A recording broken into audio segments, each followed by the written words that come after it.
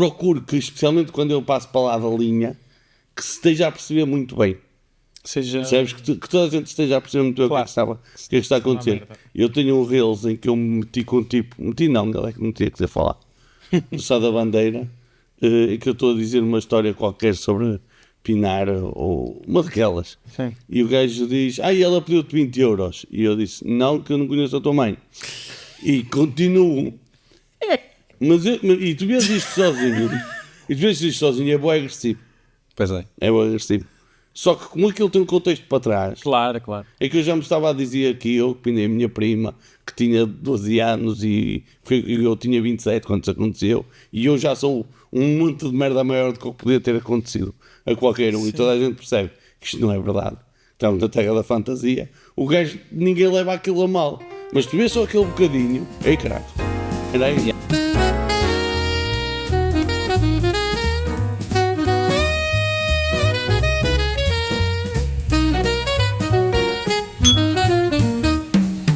Olá pessoal, tudo bem? Bem-vindos a mais um episódio de Finos. Estamos aqui outra vez no mesmo sítio de sempre, na Golden Drac Beer Russo Porto, na Baixa do Porto, o nosso patrocinador das bebidas, das cervejinhas aqui do convidado e do Zé, e do nosso grande espaço aqui para nós gravarmos. E hoje, Zé, temos cá quem? Olha, hoje vamos tentar trazer algumas gargalhadas e alguma boa disposição. O nosso convidado de hoje é um dinossauro do ramo da comédia, é o Joca, que faz da vida dele espetáculos de humor.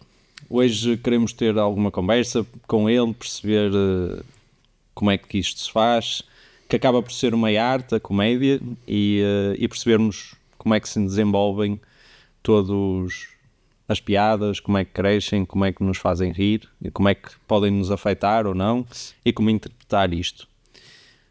Como é que é, Joca? Está tudo? Eu sei que estavas distraído aí. Não, estava aqui a pôr em ordem o telefone para não ser incomodado. Ok. Durante a gravação do podcast. Claro.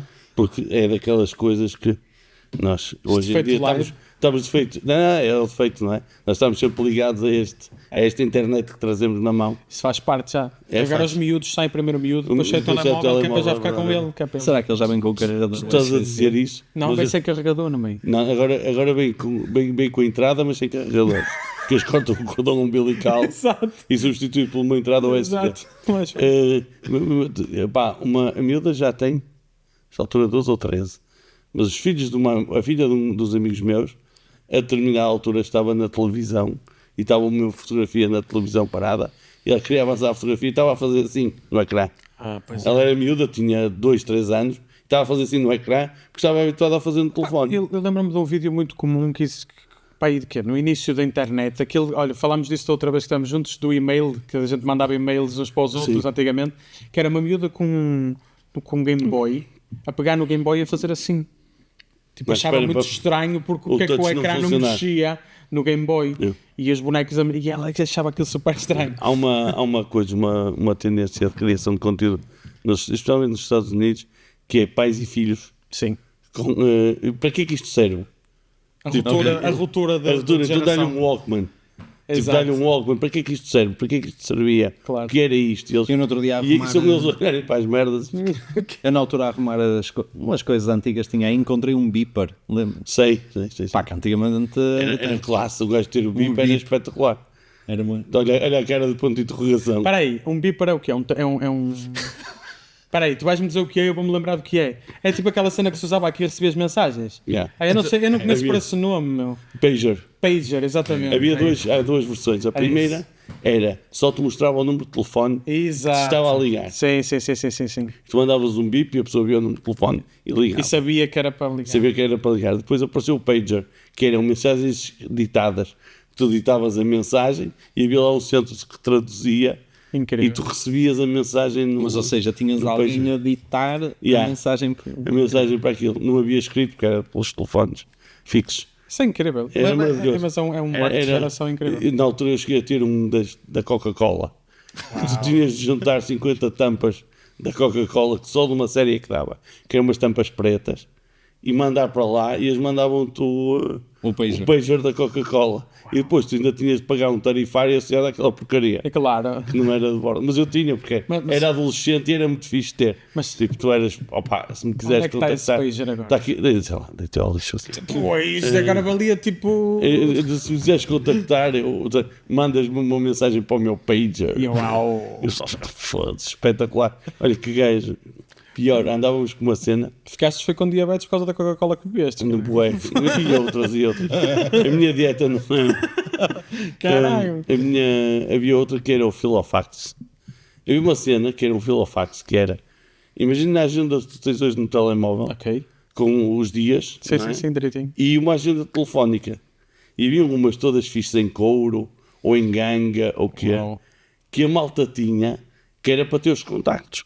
Porque tu não tinhas onde gravar, não havia um telemóvel, Sim, não claro. havia. Então o gajo tinha o Filofax, E andava né? com aquilo. E andava com aquilo, não é? Sim. Ou os mais fixos dentro do carro, tinham um carro, Exato. os outros num bolso ou qualquer coisa, e depois quando sacavas o número de uma gata ou qualquer coisa, apontavas no Filofax. Que era muito engraçado. Eu imagino que é um gajo a abrir uma agenda para botar no Mas o Dá-me aí gajo, o teu número. não, mas o game na altura era diferente. Na altura não era o número de telefone, não apontavas no Filofax, apontavas onde dava jeito. Depois guardavas, era religiosamente, depois aquilo era tipo um cardápio. Exato. A cena era. A cena era que o game era muito diferente, porque tu hoje tu podes fazer slow play. Tu hoje conheces uma gaja, viste-a, nem falaste com ela, só foste buscar ao Insta, estás a dar likes, estás a. Sim. Na altura, não era assim, meninos. Na altura tu chegavas lá, vias a gaja, Olá. a menina. Não é que o pessoal vai ficar. Exato. Vias a menina e dizias, interessante, vou lá. Olha, tem ali um amigo meu que quer conhecer a tua amiga. E ele, qual? Eu estou sozinho. Não, o amigo sou eu e és tu também. E o gajo tirava assim uma que fosse meio disruptiva, não é? Exato, Porque eu lá exato. posso-te conhecer. Era a letra de toda a gente. E tu tinhas os primeiros 2 minutos para ganhar a interação, para ficares a conversar com ela. Depois tinhas até ao fim da noite para lhe sacar um número de telefone de casa. Exato. Para ligar depois Podia- do cartão do pai. E depois tu ligavas e podia atender o pai, um irmão. Exato. E felizmente tenho 2 irmãs mais velhas que eu, que me safavam a vida. Que eu chegava lá, olha, chega aqui, liga aqui e pede para chamar a Carla. Então, a Carla é uma amiga. Ah, sim, então. Carla, tens aqui a tua amiga. E eu assim, estou. Então tu Que utilizavas. era sempre aquela, usava as minhas irmãs para fazer. Mas o game era muito diferente. Muito diferente. Ou seja, as tuas irmãs sempre sabiam quando é que tu ias partir para um.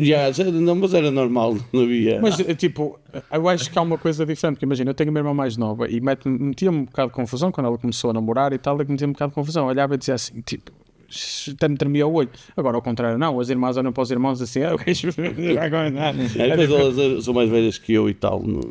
Já não tinha essa, sabe? Sim. Já, porque elas eram mais velhas e tal, eu sempre, elas já namoravam, já quase. E então tinha essa cena, mas era muito diferente. O game tinha outra velocidade. Olha, ia-te começar por perguntar quando é que tu descobriste, isto é uma pergunta da praxe completamente, como é que tu descobriste que tinhas talento para fazer o pessoal rir? Tu sempre fizeste isto? A primeira cena é, não está provado que eu tenha talento para fazer isso. Calma. Está provado que eu ando há 17 anos a tentar. Exato. Eu tenho talento. Há uma questão aqui que é, Fake eu it lembro- until you make it. Eu também é verdade. Eu lembro-me de, com 6 ou 7 anos, escrever uma anedota para o jornal da escola. Ok. Aqui havia aquela cena do jornal da escola, sim. que era um jornal de parede, e eu lembro-me de escrever uma anedota, de ter escrito que era... Porque em minha casa chamava-se assim, as bocas do fogão, chamávamos aos bicos as bocas do fogão. Sim. E então eu escrevi uma piada que era uma tipa que se confundiu e não sabia para que eram os fósforos. Os fósforos é para acender as bocas. E ela pegou nos fósforos e tentou acender a boca dela. Ok. E a piada era essa. Sim. Ok. Hoje em dia eu contava que era uma loira, que não sei o que, dava-lhe um jeito e ele era melhor. Na altura era só. Ou seja, mas eu lembro-me de já ter procurado a distorção cómica no facto da palavra ter 2 significados. Ok. Bocas ser para os... Sim. Ser as bocas do fogão e a boca dela. Lembro perfeitamente disto. E depois eu sou o segundo mais novo de 6 irmãos.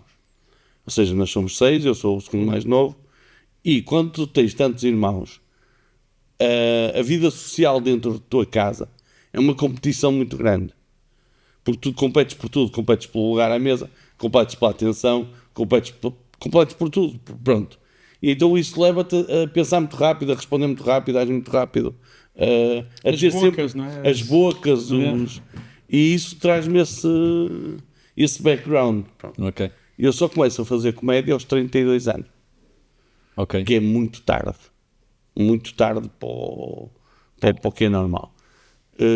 É curioso porque eu passei ao lado do primeiro Levanta-te e Ri, no sentido que toda a comédia acontecia num bar, aqui no Porto acontecia num bar que era o Púcaros, que era nos Arcos da Ribeira, Miragaia, nos Arcos de Miragaia, e que acontecia às quintas-feiras à noite, uma noite de comédia, pronto, que lançou o Hugo Sousa, o João Seabra, o Xará, o Pedro Neves, o Miguel Sete Estacas, e eu frequentava esse bar, mas às quartas-feiras para as noites de poesia. Porque havia umas noites de poesia abertas. Sim. E eu ia para lá porque havia aquelas miúdas alternativas de esquerda, que eram todas muitas giras, e que ficavam todas maravilhosas com as merdas que eu sabia dizer. Era isto. A verdade é essa. Não querias ouvir poesia para nada. Não, eu gosto de poesia, mas a poesia seria um plus. Pá. Eu gosto de poesia, mas gosto mais de gajas. Mas gajas eu gostava mais. O Niemeyer disse que a forma mais bonita do mundo é o sorriso, a curva do sorriso de uma mulher. Exato. Não é? Que ele estava a tentar engatar uma gorda. Que das mamas é muito melhor sempre. Mas...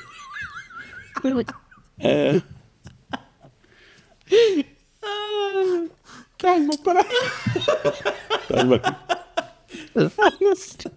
Não me estava a contar, meu. Pensei que estavas a falar a sério, de repente levo com esta.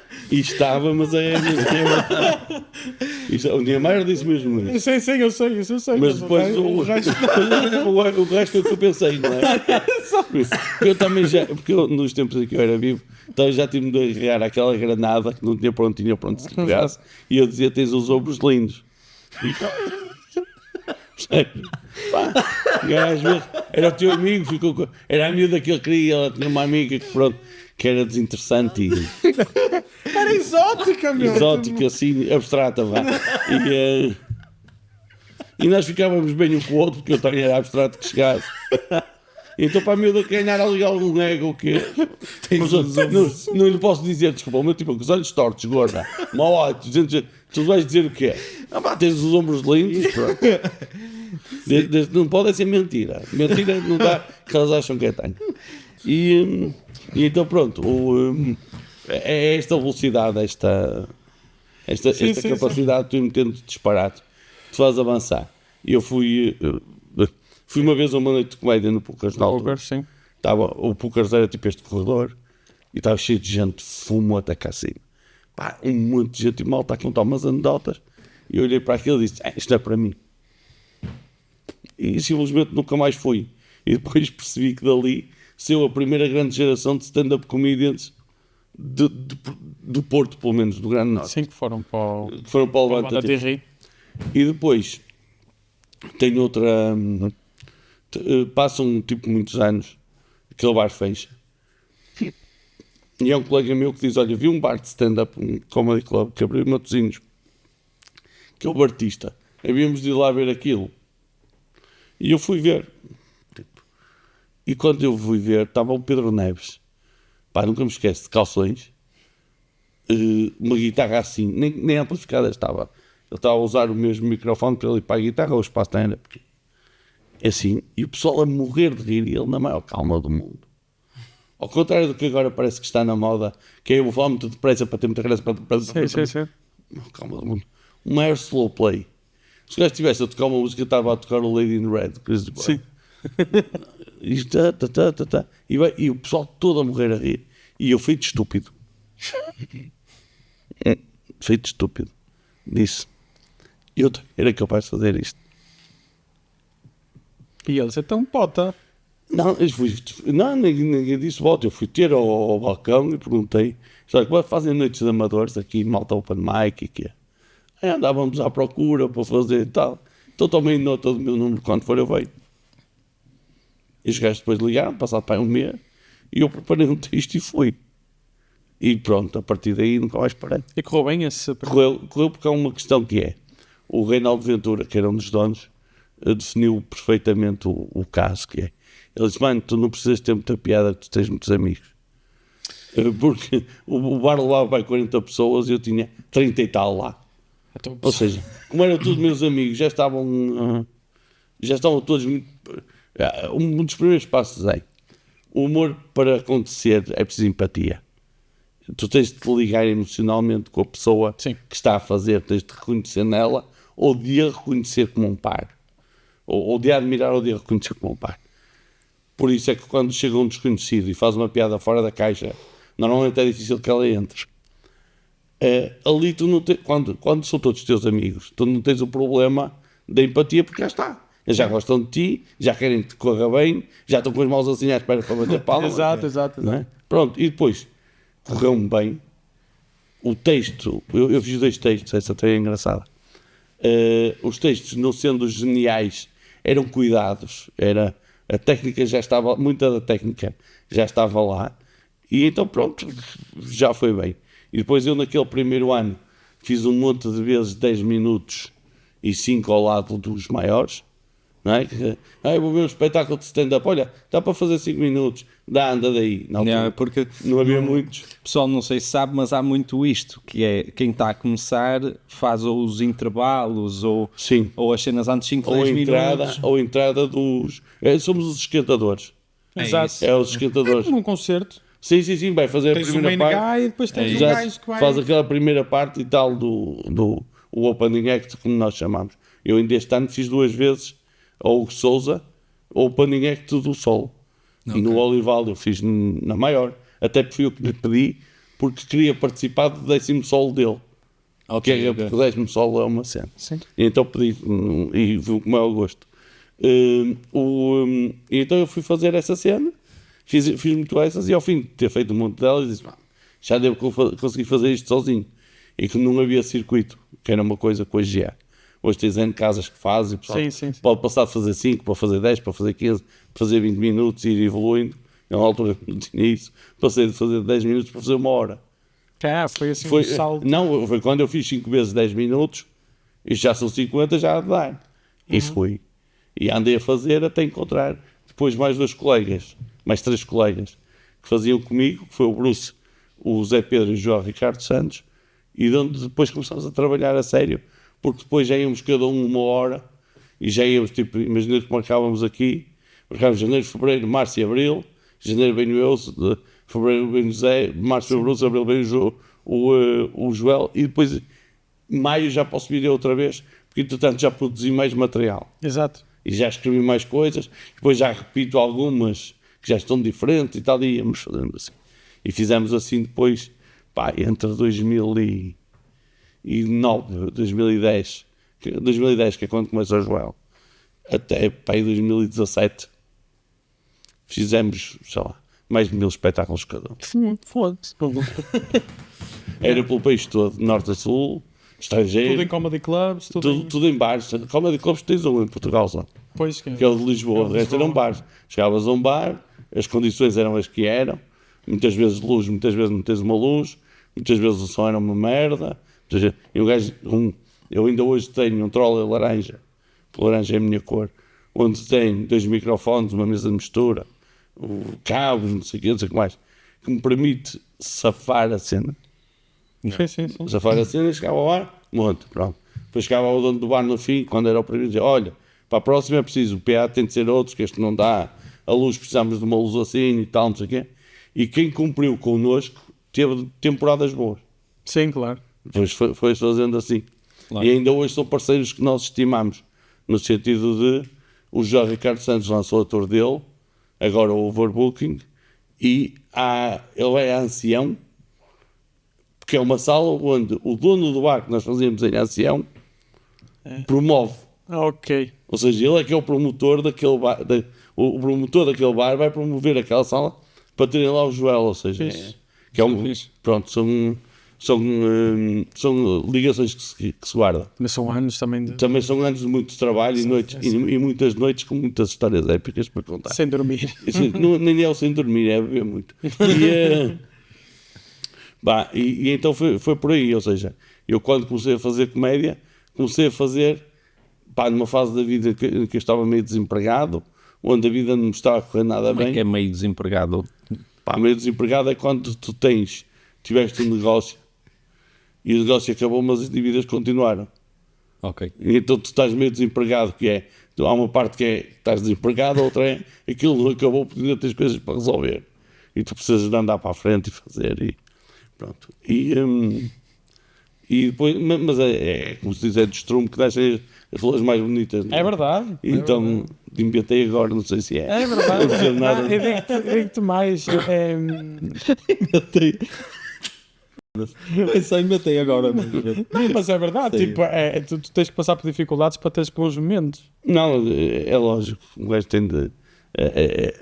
Quando tudo que te dão é praticidades, quando tudo que te dão é facilidades e Está tal, tudo ok sempre. não endurece, não é? Exato. Endurece. Tens que levar assim umas A realidade chapadas é de essa. vez em quando. Não, a realidade é essa. Mas quando leva assim umas chapadas no focinho, é que E tu gostas do que fazes? adoro o que faço. Adoro. Sou completamente doido por as duas profissões que tenho. Duas. Eu tenho uma profissão de gente séria. Isto não é. Ser comediante não é profissão nenhuma.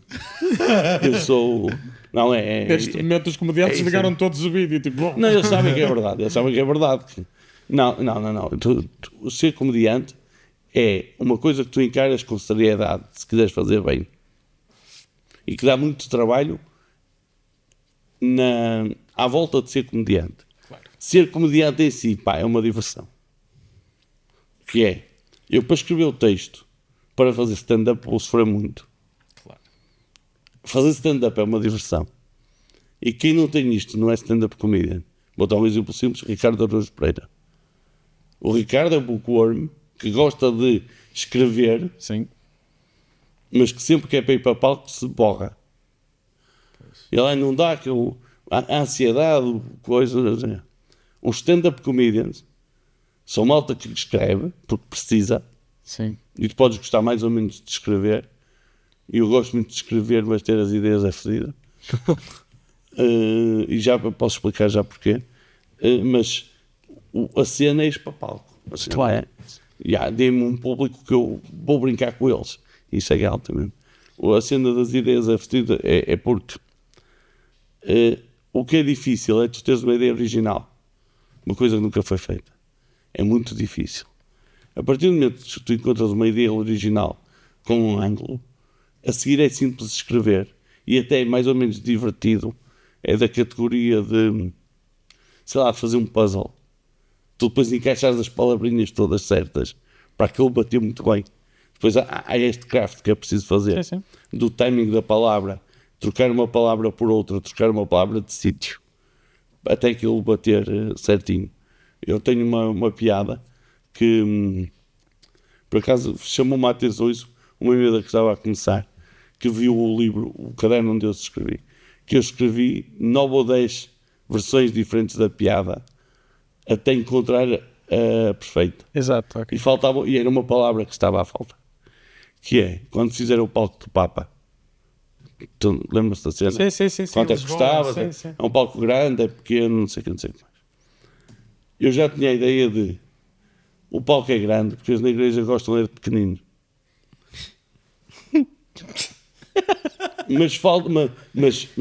mas isto sozinho não está bem. A mecânica, eles têm de bater certinho. Ok. Então eu andei, ora bem, não vale a pena fazer um palco tão grande, porque eles na igreja são apaixonados por pequeninos. Não faz sentido. Porque o palco não era. Então eu dei-lhe uma volta, que é, e só para a 9ª vez é que cheguei lá, que é, não vale a pena montar um palco tão grande, porque eles na igreja católica gostam de montar pequeninos. E é a palavra montar que faz a diferença. Não comecem os putos. Se não comecem os putos, não estávamos a dizer isto. Certo. É verdade. É complicado. Mas a palavra montar aqui faz toda a diferença para a piada. Então não faz e fica muito fixe. E é aqui que eu digo que é. O que é difícil é esta ideia. Porque a partir do momento que tu tens Constróis. e tu andares ali a jogar como diz o Jimba, a jogar aos legos com as palavras, para aquilo bater tudo certinho e para entrar, pá, é delicioso. Depois tu vês aquilo no fim, chegas ao palco e atiras aquilo e aquilo bate em cheio. E tu dizes, sou mesmo bom. É a grande piada que eu escrevi aqui, estás a ver? Isso é fixe, isso é muito fixe. É incrível. Agora, a ideia até a folha branca e tu 10 minutos para hoje não tenho nada. E agora? Essa é Já tiveste algum momento em que o público não entendeu a piada? Bué.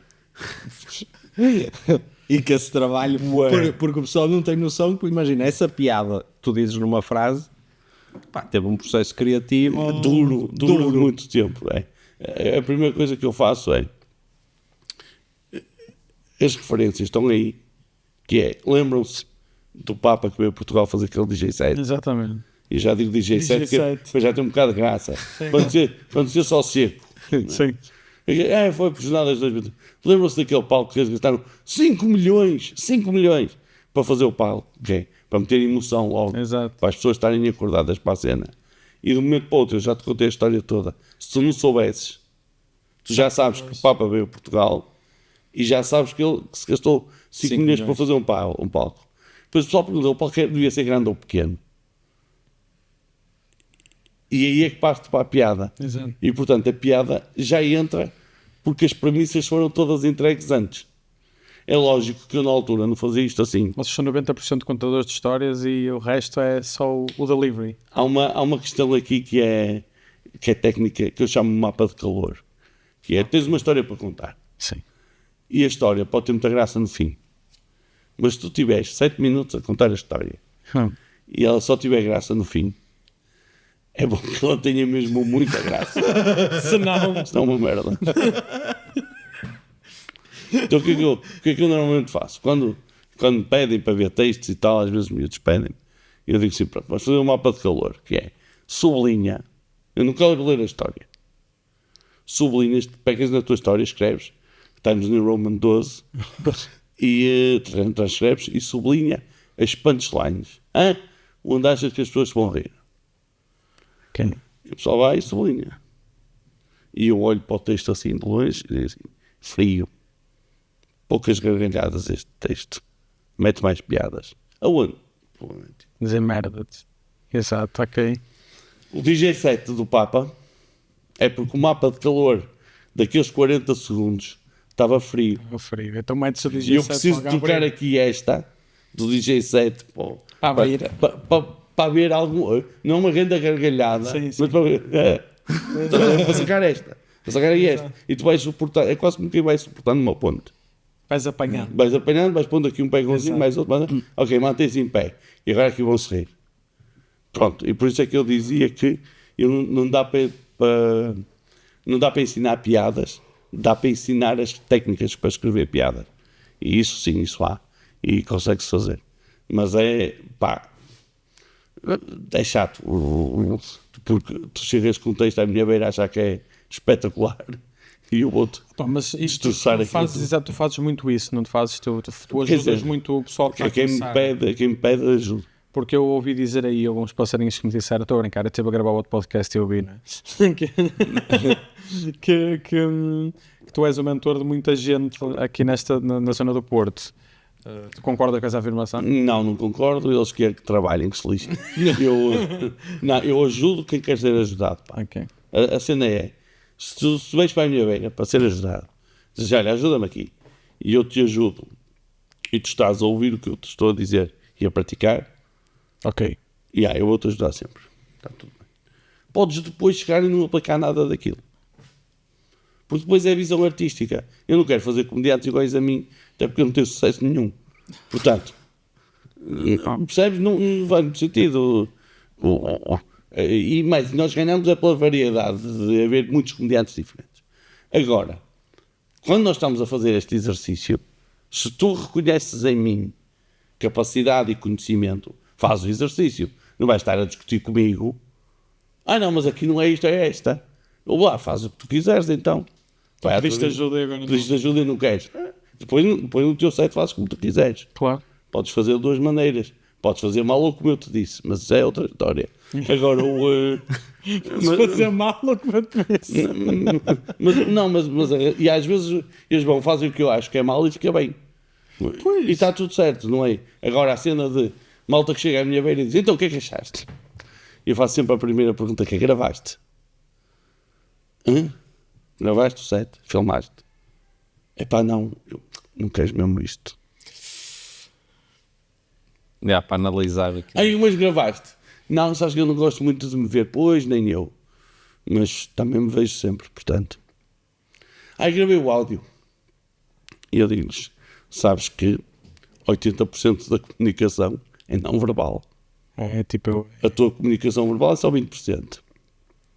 E é verbal e paraverbal. Ou seja, porque verbal mesmo é só para aí 7%. A tua comunicação física, a tua linguagem física e tal, é a maior parte. Se tu estás só a ouvir, tu estás a negligenciar 90% do processo do que as pessoas estão a ter. Ai, não gosto de me ver. Opá, não queres isto. Não queres? Eu aposto contigo que o Cristiano Ronaldo não gosta de fazer ginásio. Ele gosta de ganhar. Ele deve gostar, mas às vezes deve-lhe dar um cansaço, mas ele vai na mesma. Ele gosta, o Ronaldo gosta de. Ele está a fazer lá a máquina lá de ginásio e está a pensar que está com uma taça da Champions na mão. E aquela cabeça vai assim. É isso. E aquela cabeça vai assim. Sim. Não gosta de treinar, ninguém gosta de treinar, por amor de Deus. Mas tu gostas. Então não dá. Tu gostas dos resultados que obtens. Sim. Isso concordo Tu contigo. gostas dos resultados que obtens. E eu acho que a única diferença entre um desportista profissional e um sedentário é o desportista profissional supera a resistência que tem. Sim. E diz assim, não, porque o meu objetivo é maior do que aquilo do que eu estou parado. Do que eu estou parado. É isso. Tens algum episódio em palco que ficou para a história, para ti pessoalmente? Tenho alguns. Tenho um momento mais alto, que eu considero o momento mais alto da minha carreira, que é aquele momento que dizes assim: pá, podia ter morrido agora, que morria feliz. Ok. Que era, eu nasci em 76. A minha primeira referência é o Hermano José. Quando eu me dou em palco com o Hermano José, perante 800 pessoas no Casino da Figueira, uma das salas mais bonitas do país, e ele diz assim: espera aí, não cantamos a Marcha dos Zé Esteves. E nós cantamos o Vamos Lá Cambada, que é a música que fez a minha juventude, a minha infância. Eu quando aquilo saiu, eu tinha 10 anos. Ou seja, aquilo para mim aquilo vale tanto como a música do D'Artacão. Estás a ver? A cena é isto. Ser sinal para nós deve ser para o Dragon Ball. Uma cena assim, exatamente. Agora imagina que é. Porque o Dragon Ball, tu sabes que é uma importação, depois aqui é cantado pelo Loi ou pelo dos irmãos Feist ou qualquer coisa. E que aquilo é uma dobragem e tal. E já é emocional de caralho. Agora imagina, o Bando da Camada é escrito por um dos meus autores favoritos, que é o Carlos Paião. E é cantado pelo Herman, que era tipo o meu ídolo. E quando, nesta altura, eu estou a pensar: onde é que a minha vida virou à esquerda, que devia ter virado à direita, para eu estar no palco do Casino da Figueira e o Herman a dar-me um microfone e a dizer: vamos cantar a Marcha dos Zé Esteves. E eu, claro, pronto. Felizmente, o Casino da Figueira grava os espetáculos todos.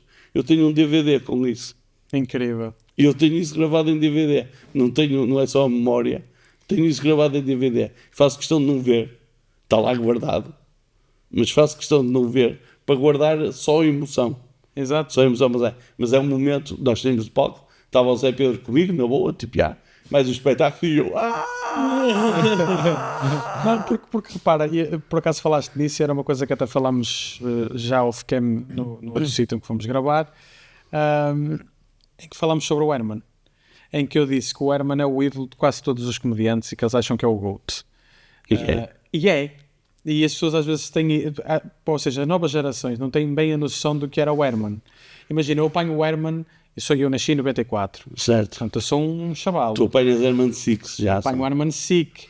Só que depois fui ver tal canal, fui ver o Herman Enciclopédia, mas por interesse meu, como é óbvio. Certo. Mas eu já apanho o Herman que depois passa a fazer os talk shows e tal. O tio Herman, o melhor cena que o tio Herman tem é o Resmas de gajas atrás de mim. Exatamente, que é o Nelo. O Nelo Hidalgo. O Nelo Hidalgo, que é incrível. Melhor cena do ano. E tem a cena do Chimpum, que é com na altura, Nuno Lopes. Sim.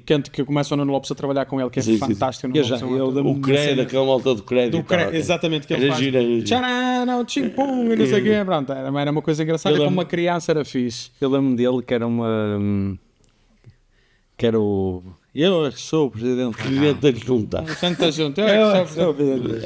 E eu adorava, mas estás a ver, mas isso já são sketches que não são da nossa altura, penso eu. O Presidente da Junta já não é.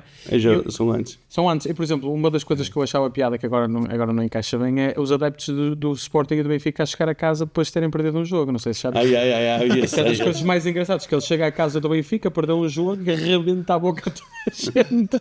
E o do Sporting chega e diz: traga-me vinho verde, que eu não quero vinho vermelho. Epá, é um sketch incrível. São muito bons. Que ele é muito bom. E aquilo na altura resultava, e agora ainda resulta. As coisas envelheceram muito bem. E ele é efetivamente um dos melhores de sempre. E toda a gente diz o mesmo. Desde o Rui Sinal de Cortes, que é um humor completamente diferente ao que o Herman faz, até uma pessoa que faça um humor muito parecido com o que o Herman faz, toda a gente diz assim: o GOAT é o Herman. O Herman é que fez isto. Antes do Herman, o humor era diferente em Portugal. Pois. A realidade é que, pensa, é simples. Antes do Herman andávamos todos calças de bombazine. E o Herman trouxe as calças de gangue. Ok. É isto. Inovador, completamente inovador, completamente diferente. O gajo fez uma coisa. Hoje em dia é muito a cena do metal humor. O Herman fez isso no tal canal em 82. Exato. Tipo, muito à frente do resto. E depois eu até vi isso e até lhe mandei uma mensagem. Que tu só és verdadeiramente popular quando o teu trabalho prepassa para o que é popular, o que é tradição. E então eu vi um barco moliceiro em Aveiro. Os moliceiros em Aveiro são conhecidos por terem na ponta do moliceiro sempre piadas e trocadilhos jocosos e tal. Ó senhor, venha-me aqui ver o meu pau, ou venha aqui ver a minha sardinha. Assim. E há um que tem, aos meus amigos, não havia necessidade. Tenho o padre, tenho ele em Diácono de Remédios. E tem aos meus amigos, não havia necessidade.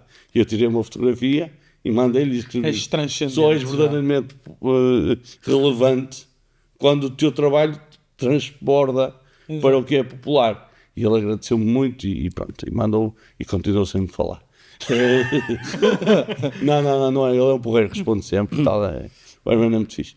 E eu só atuei com ele 2 vezes, só nos vimos 2 vezes. Mas ele é um porreiro. Mas é isto que é, ainda que fosse uma grande besta, não interessava. O Herman transforma a comédia em Portugal e isso faz ser diferente.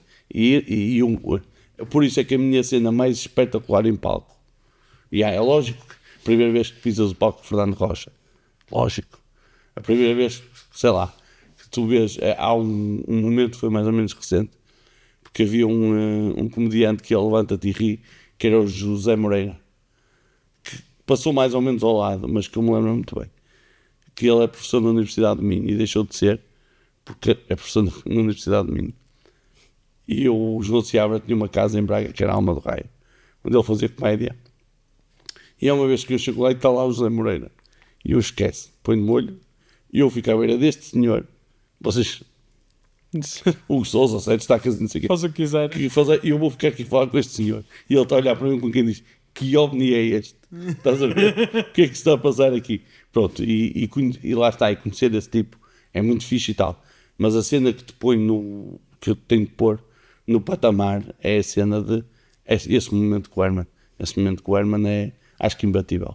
Não vai... único, exato. Eu acho que com isto tudo, eu até é uma pergunta que te queria fazer, porque acho que as pessoas às vezes acham que a malta que faz comédia é malta só que é jabardola e gosta de gozar com as pessoas.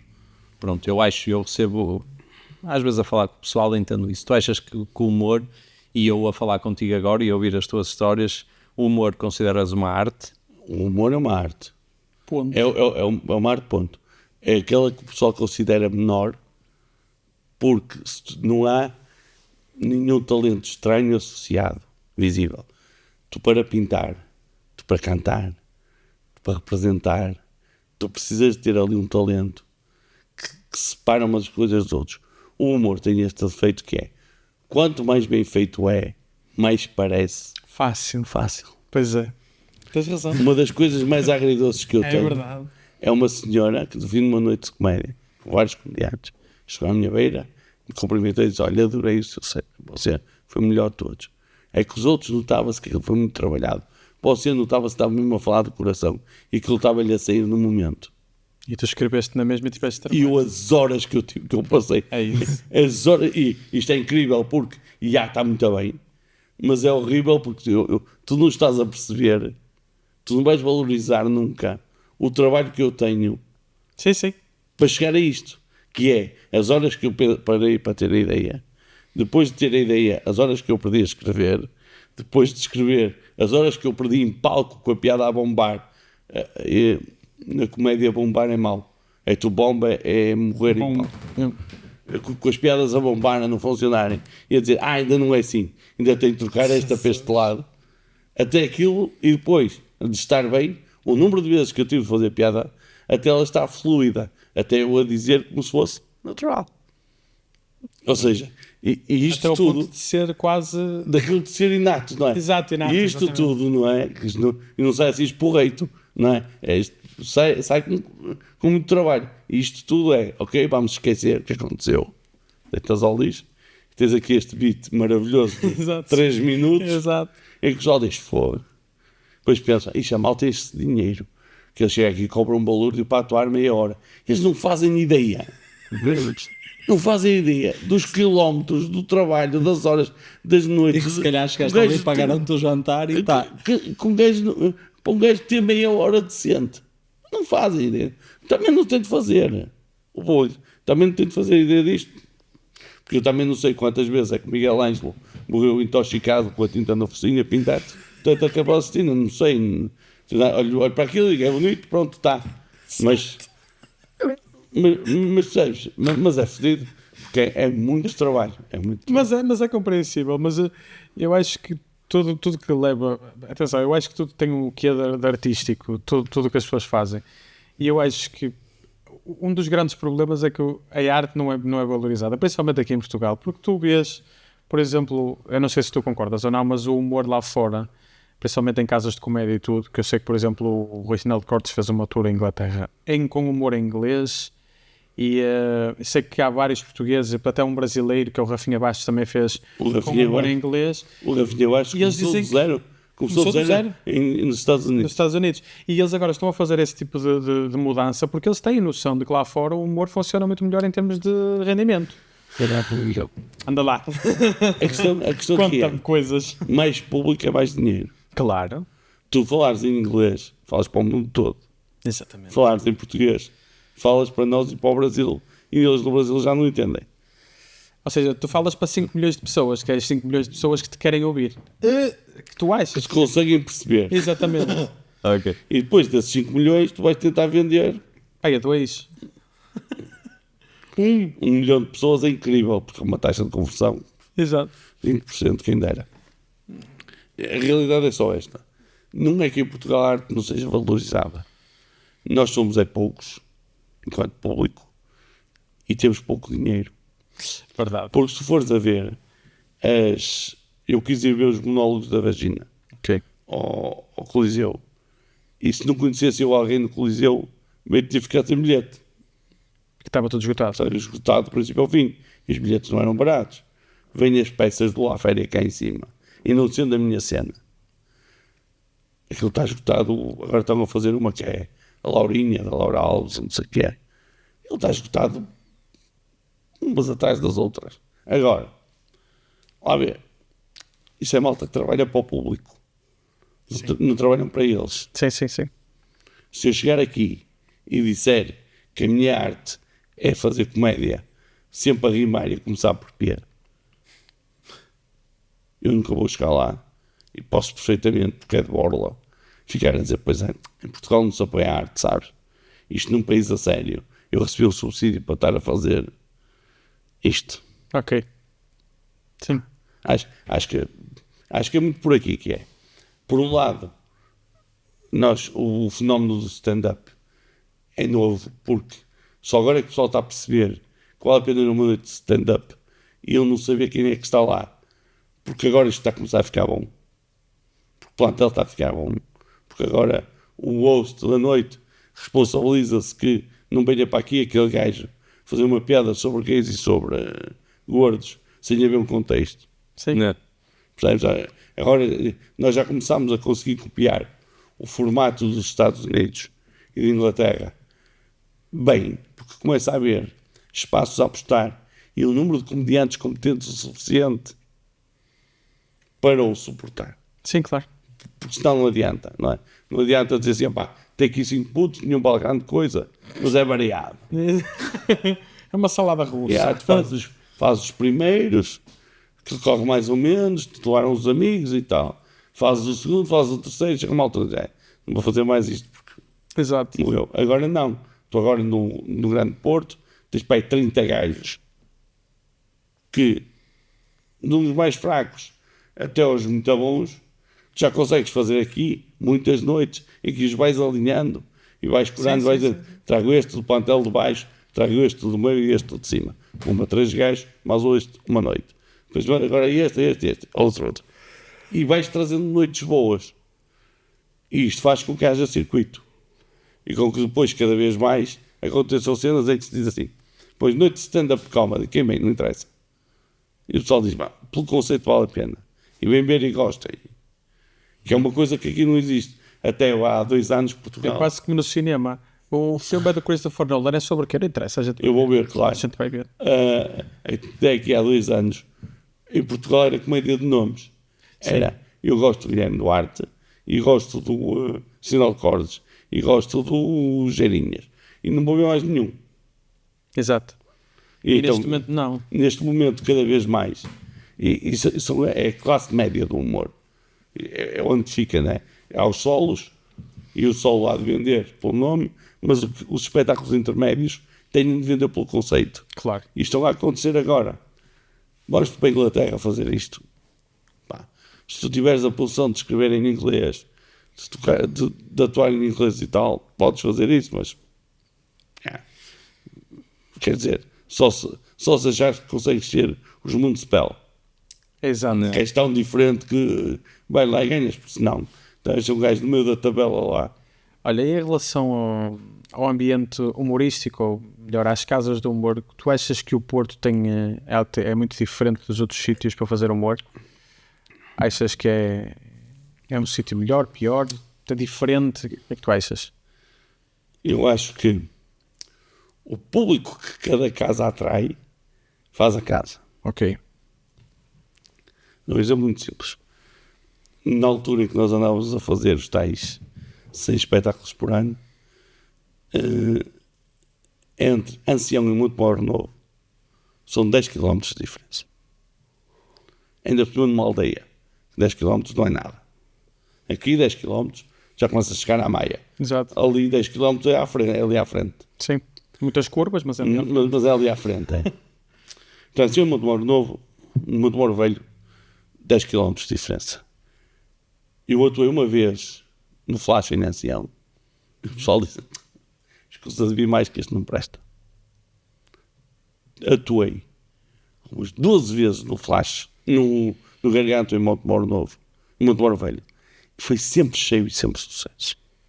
Ou seja, tem a ver com as pessoas. Tem a ver com as pessoas que o bar atrai. Ou seja, Ok.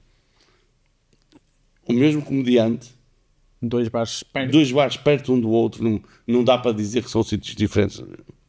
E neste eu não sirvo, e neste venha sempre. O que é que isto quer dizer? Que este bar atrai um tipo de pessoas diferentes. É a mesma coisa aqui, Porto. A malta que atrai o Maria Pistolas não é o mesmo tipo de malta que atrai o Ferro, ou que atrai o Castle Rock. E eles estão aqui, Pertinho. que nós até chamamos o circuito de comédia de Santo Ildefonso. Aqui pertinho. São todos tudo aqui. exato. É ali o Castle Rock, aqui o Art Club, ali o Maria Pistola, e ali é o Ferro. Eles estão todos São todos pertinho. pertinho. E a malta é diferente, dos sítios para os outros. Aí temos o Pinguim aqui, em Belmonte. Exato. Eu digo isto, é muito difícil ter uma noite abaixo de incrível no Pinguim. E é muito difícil para mim ter uma noite perto de Incrível no Maria Pistola. A mim. Porque são públicos. Faço comédia há 17 anos. Deste esses dois exemplos propositadamente. Porque são Não, dois... porque é o que me acontece, é a minha experiência. Não, é porque Eu vou ao Maria Pistolas. traz gente muito mais nova. Eu vou a Pistolas e faço bem, e aquilo que passa. Sim. Eu vou ao Pinguim e explode. Mas, por exemplo, o Pinguim diria que já tem um público se calhar mais velho, mais... Pronto, Mas é assim, por isso tu dizes assim, as casas do Porto são diferentes das do Resto. Todas são diferentes. Daqui, em termos de metros. Todas são diferentes. Distância. Todas são Ok, diferentes. ok. Agora, há uma coisa que eu sei. As casas de fora das metrópoles, Porto de Lisboa, se podemos chamar isto de metrópole, são mais francas. Ok. Francas, não disse fracas, disse francas. Franca, sim. No sentido de eles terem a porta mais aberta e estão mais dispostos a rir-se contigo. Tenho este exemplo. Nós fazíamos uma casa perto de Lisboa, que era em Porto Alto, que era o Feeling, que levava para aí 120 pessoas, todos, cheio. E uma vez o dono conseguiu contratar João Seabra, olha, na melhor altura do mundo, que é, contrata antes de ele ir ao Got Talent com o boneco. Sim. Mas ele vai lá já depois de ir ao Got Talent com o boneco, ou seja, contrata daqui por 2 meses. Tipo, é como se tu, ainda ninguém conheceu o Yamin Yamal. Agora pouco. Exatamente. E ele depois entra e já é um dos gajos mais, o melhor jogador europeu. Exato. E, como tinha compromisso comigo, contratou-me para o dia a seguir. Ou seja, o Seabra atuou uma sexta naquela casa e eu atuei no sábado. Sim.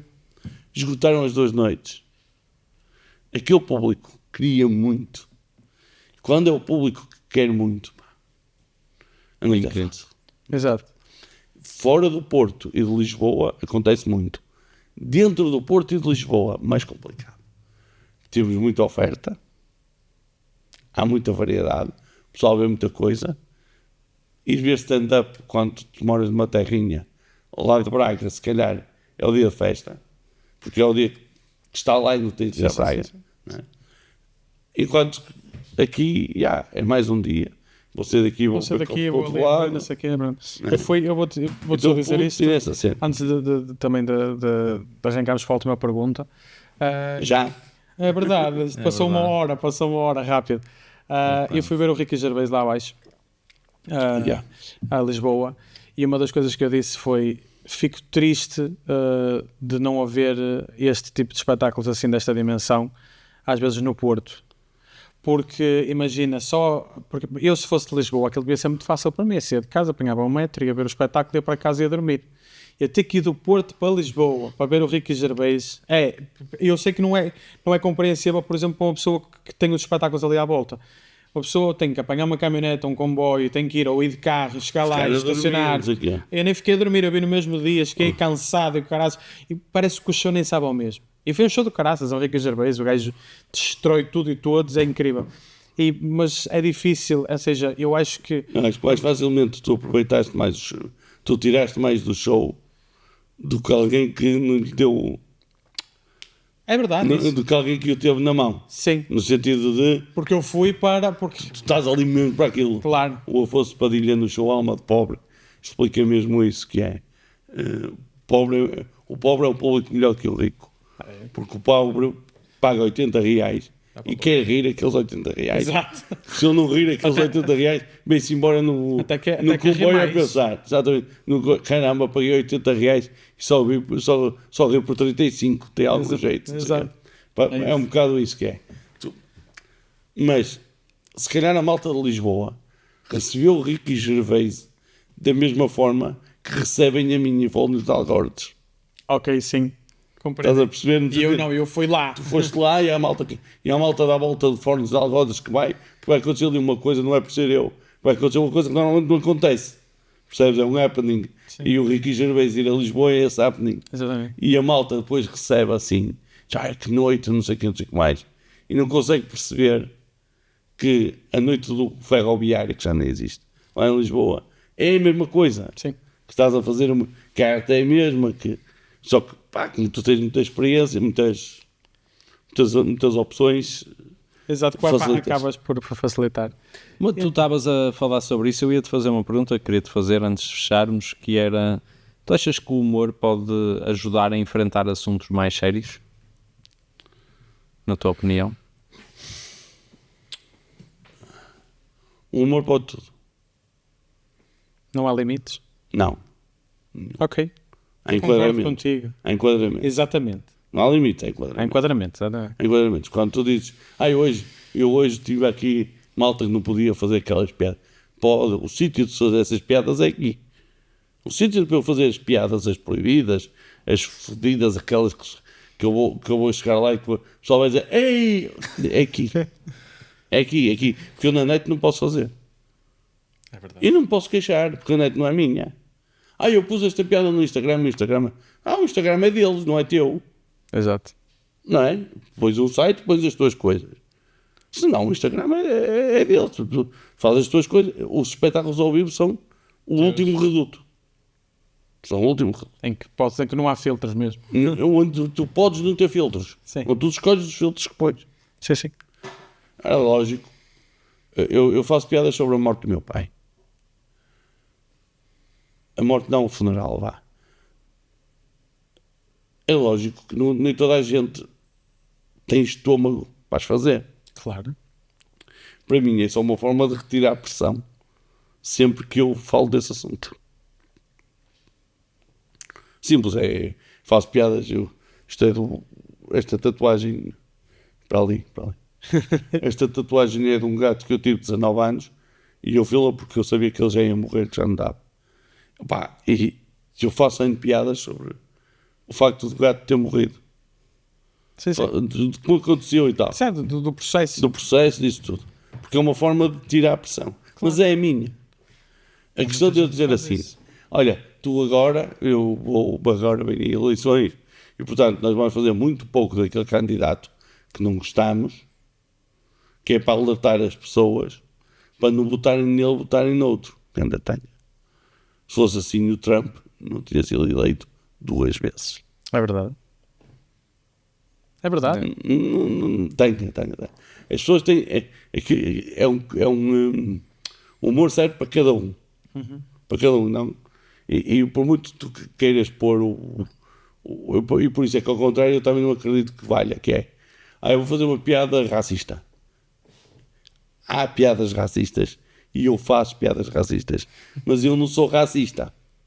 Mas percebemos isto. Não, é que às vezes é difícil. Não é difícil de vezes perceber, só que... Mas o facto de eu fazer uma piada racista pode querer mais dizer que eu estou interessado em chamar a atenção para o problema do que em passar-lhe um pano por cima. Porque a melhor forma de passar um pano por cima de um problema é não falar dele. Mas tu falaste aí da situação do teu pai e é muito engraçado porque eu todos os natais faço uma coisa com a minha irmã. O meu avô já morreu há... Olá, não quero saber essa merda. Não tem? Não tem problema. Não percebeste? Percebi. Mas fiz de conta.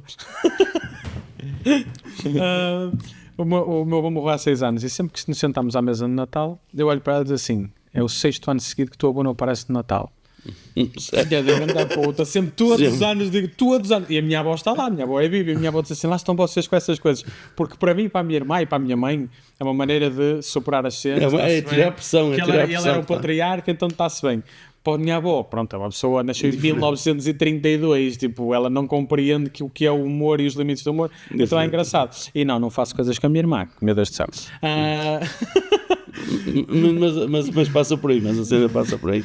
Passa por tu teres as tuas cenas, não é? Sim. Onde tu dizes, eu faço isto e isto é para mim. Claro. E às vezes tentar fazer com que aquilo caia, meter o mesmo capacete, o mesmo barrete, noutra pessoa já não dá. Toda a gente fala da cena do Ricardo com o aborto. Ricardo? Que dizem que o Ricardo Araújo Pereira faz um sketch que ele faz de Marcelo. Sim. E que ele diz, não pode. Podes fazer? Não.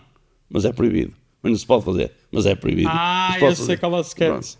Que toda a gente diz que ele com esse sketch mudou a tendência. Porque iria perder o sim à legalização e ganhou. Eu não acredito. Eu acredito que aquilo serviu para desmascarar o Marcelo naquela cena. Sim.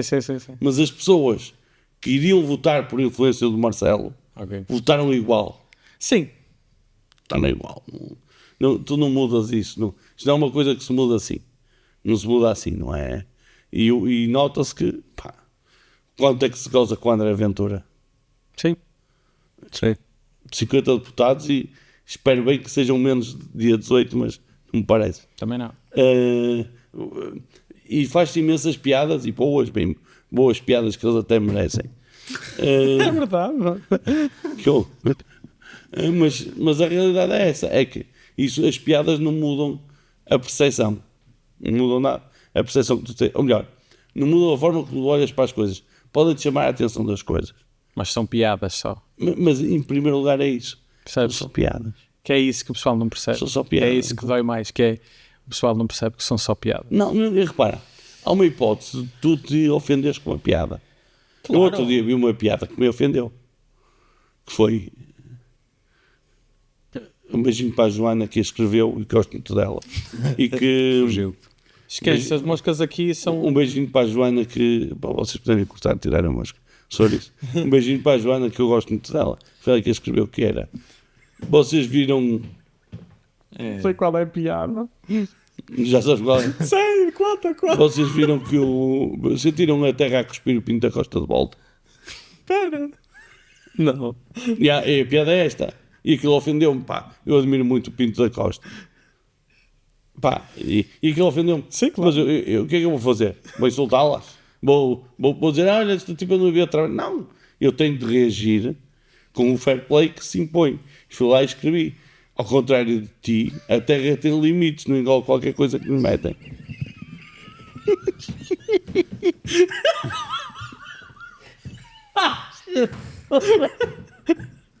E pronto. Fica uma encavadela por trás. O meu pai ficou chateado comigo. Acha não é maneira de falar com a minha mãe. Mas...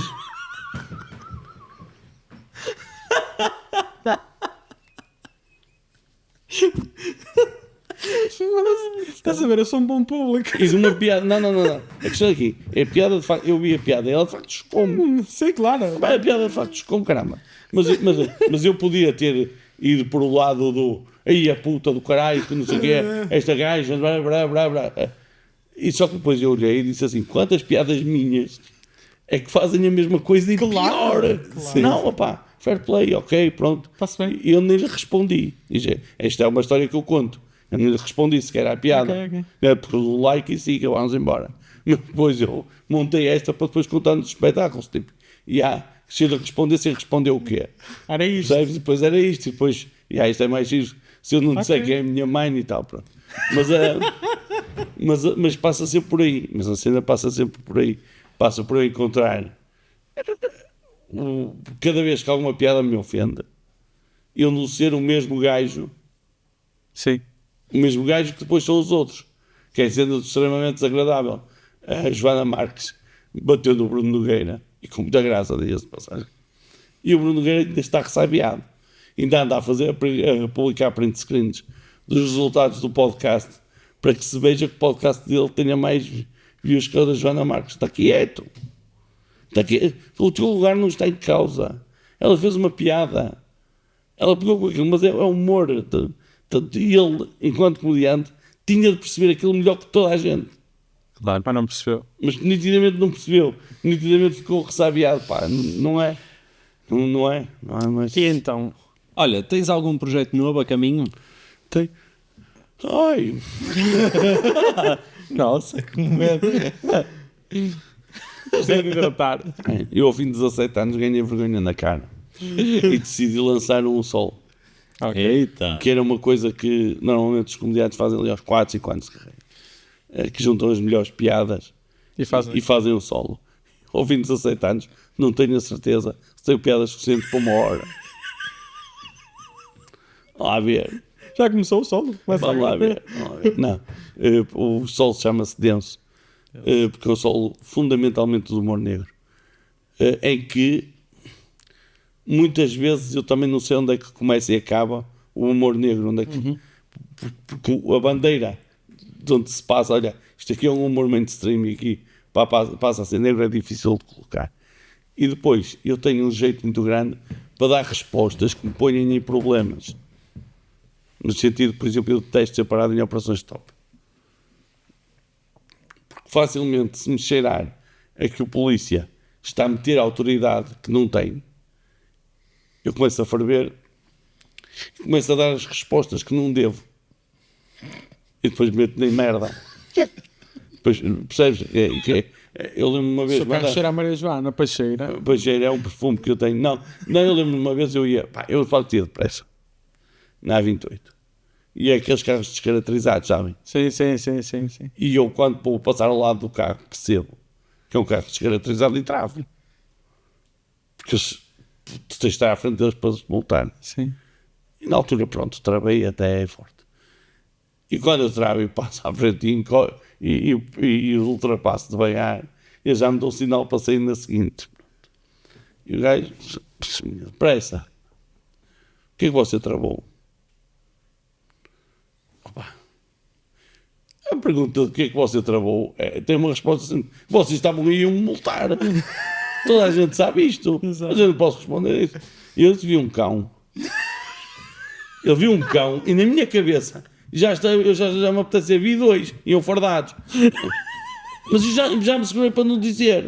Exato. Porque já sabia que ia preso. Imagina. Mas daquela vez, eu ia ali a 120, que era no limite de velocidade, e só travei para ter a certeza que estava menos do limite de velocidade. É que outro dia um gajo contou uma história no trânsito e fodeu-se num podcast. Vou entrar nessa. Só travei, alegadamente.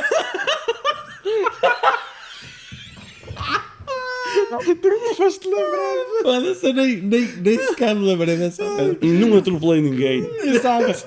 Nunca. Nem havia nenhum cão. Nenhum cão. Não havia cães. Não havia cão nenhum. Não. Só travei. Pronto. E depois eu percebi, e foi contra a minha natureza, que os polícias, que 90% são muito porreiros, têm maior respeito. Sim. E quase todas as interações que eu tive com a polícia foram impecáveis. E que estão a fazer o trabalho deles. Mas eu percebi que naquele caso, aquele senhor estava para me lixar. Exato. E andou a querer ver tudo. Ali feito foinha. Estás a ver? Chato. É chato. Não, foi mesmo aquele do... E agora quero ver os pneus. Cheguei, o pneu suplente, quero ver o pneu suplente. Tem o pneu suplente. E o colete está aqui. E não sei o quê. Tem uma mala de ferramenta na mala de carro. Por que você quer isto? Eu abro a mala, não abro. Não és obrigado a abrir. A mala de ferramenta não abro. Mas eu quero inspecionar. Esteja à vontade. Pode pegar à vontade. E eu não vou abrir nada. E ele abriu, atenção, luvas brancas.